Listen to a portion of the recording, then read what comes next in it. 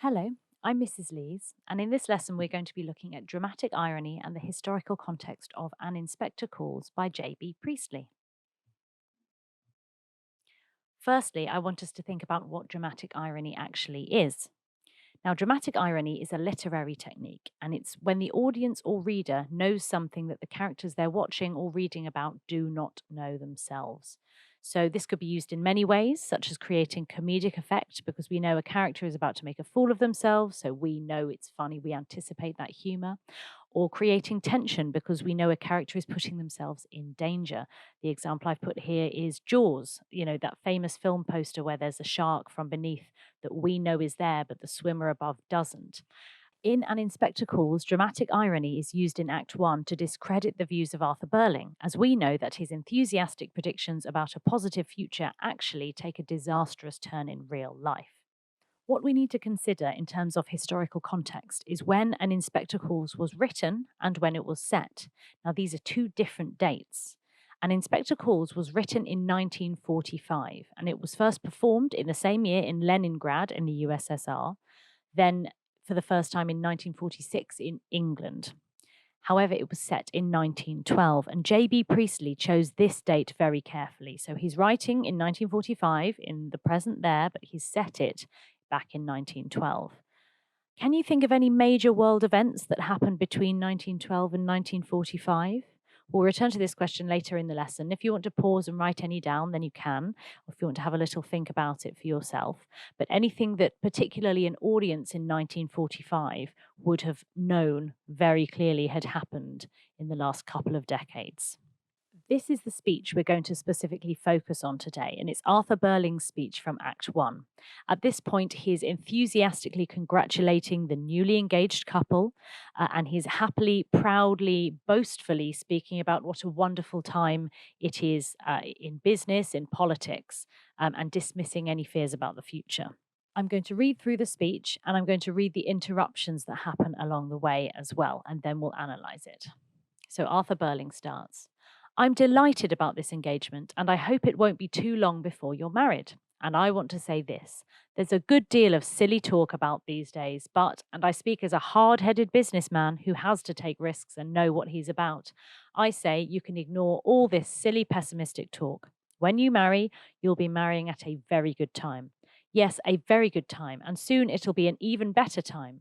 Last month, just because the miners came out on strike, there's a lot of wild talk about possible labour trouble in the near future.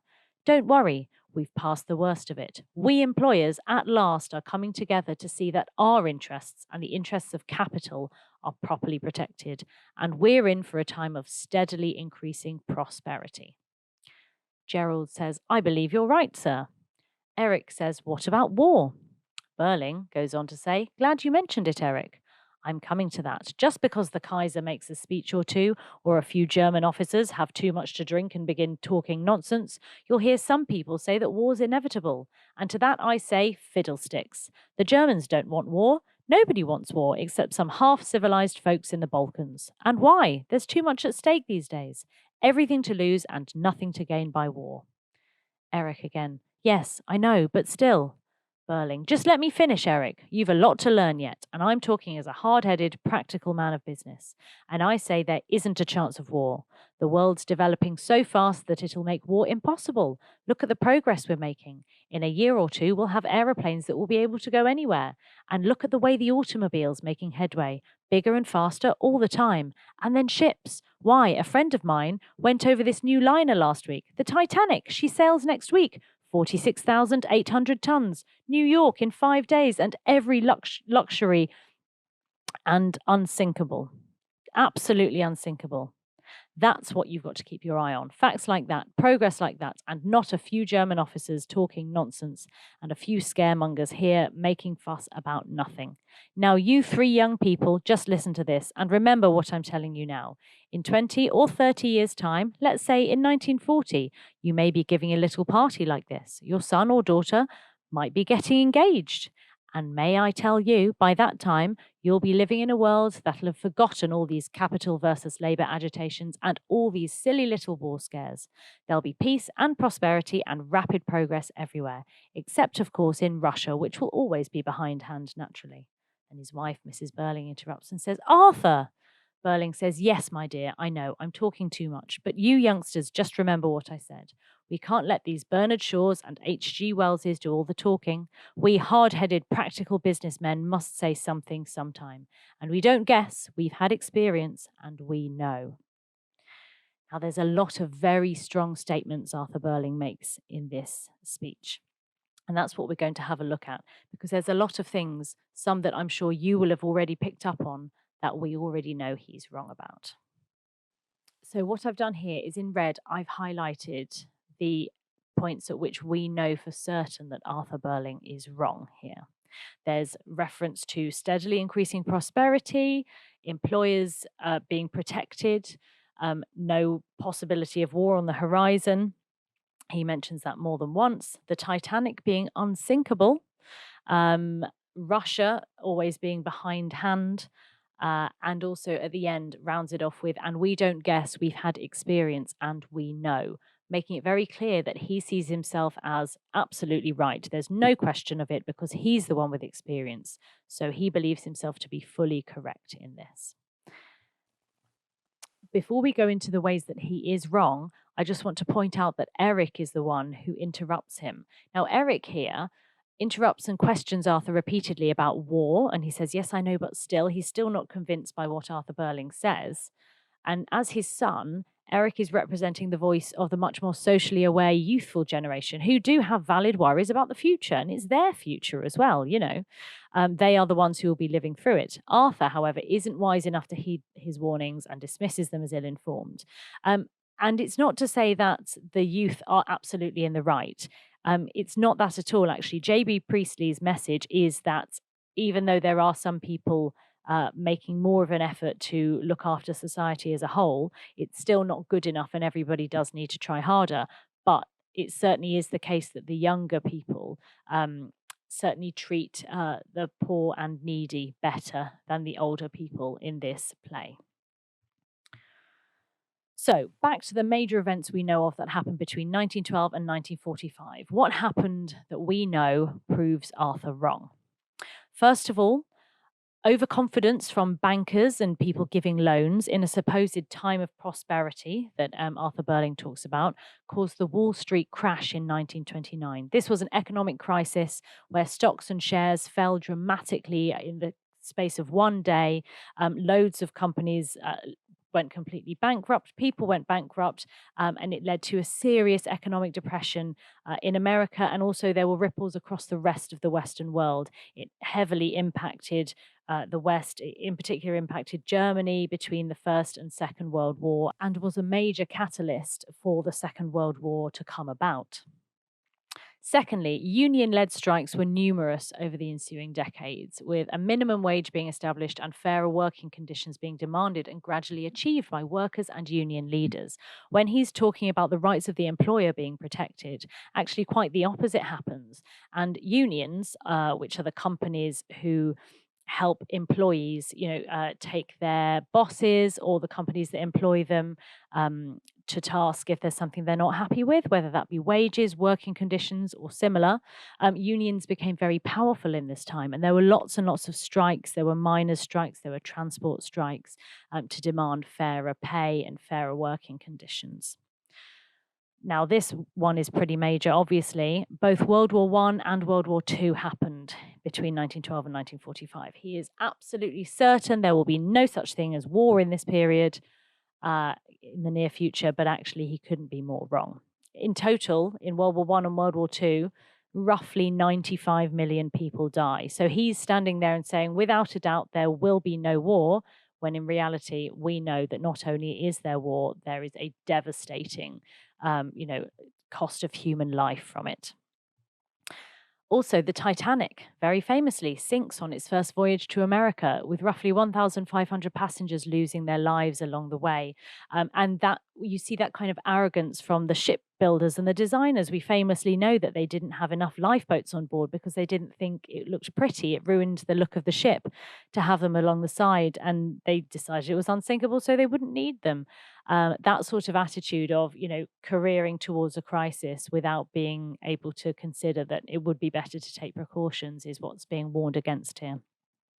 There's also a revolution in Russia, the Russian Revolution in 1917, and it becomes the USSR.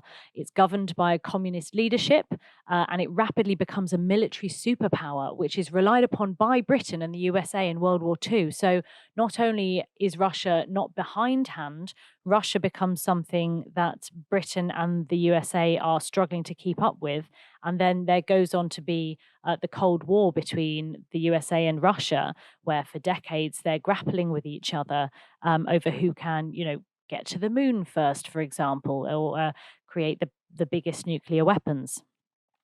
And lastly, when he talks about how he doesn't guess as he knows, he doesn't know because nobody can predict the future. And he is instead guessing by making judgments based on his own blind, biased views, which we know to be wildly incorrect. However, he's incredibly sure of them, and that shapes our view of him. So, how does this use of dramatic irony shape our view of Arthur Burling? Given what we now know about the events that occurred between 1912 and 1945, what impression does that give us of Arthur Burling? Just take a moment to think for yourself, how does that make you feel about him as a character and his views? How likely is it to make us agree with or trust the other things he is saying? Because that's what JB Priestley is doing. He's trying to create an audience reaction, a direct one, where we consider him and what he stands for and where we stand in relation to him. This play was first performed to an audience who had personally lived through these horrible traumatic events. Anybody watching this would have, at very least, remembered the Second World War, if not the First, and all the other things mentioned in the previous slide. They would still have been feeling the effects of them firsthand. How do you think they might have felt about Arthur Burling after hearing this speech? A lot of them will have lost loved ones in either or both of the wars. They might have, had their whole lives changed as a result of them as well. The strikes might have affected them directly as well, because even though striking can lead to better outcomes, it also leads to an increase in poverty because the workers aren't paid while they're striking. There's so many ways they could have known someone on the Titanic. There's so many ways that it could have impacted them. And how would that make them feel about Arthur Burling on a kind of personal level here? What's JB Priestley using dramatic irony to try and convince us of in this act of An Inspector Calls? So the main question is, given that he goes on to arrogantly dismiss everything that Inspector Gould accuses him and his family of throughout the play, and that he refuses to accept any responsibility, are we now likely to respect his judgment and believe his predictions or not?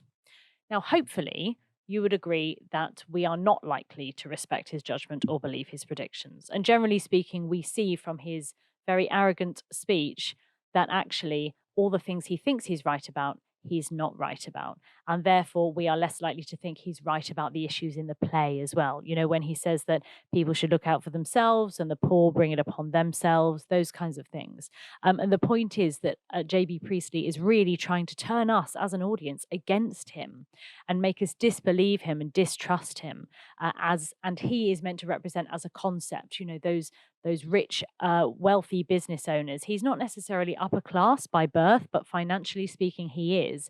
But he takes no responsibility in terms of helping anybody else who is not in as fortunate a position as he is. So therefore, in summary, as an audience, dramatic irony is used to turn us against Arthur Burling and make us distrust him, warning us of the dangers of listening to the arrogantly self-assured views of the rich, greedy business owners and bankers of the early 20th century. It's also used as a direct warning to exactly those sorts of people that life for everybody will take a significant turn for the worse as a result of their self-centered and blinkered approach to business, politics, finance, and wider society. And that's the point. It is everybody, including them. It's not just the poor, it's everybody that these events affect. An Inspector Calls was meant as a warning from JB Priestley of the dangers of ignoring the need for social change and how it can impact every one of us. And dramatic irony is used in a very pointed way to achieve this in Act 1. I hope you've enjoyed this lesson, and if you have any questions or if there's anything you'd like to request that I film about An Inspector Calls, then please do let me know in the comments section. Thank you very much for watching. Goodbye.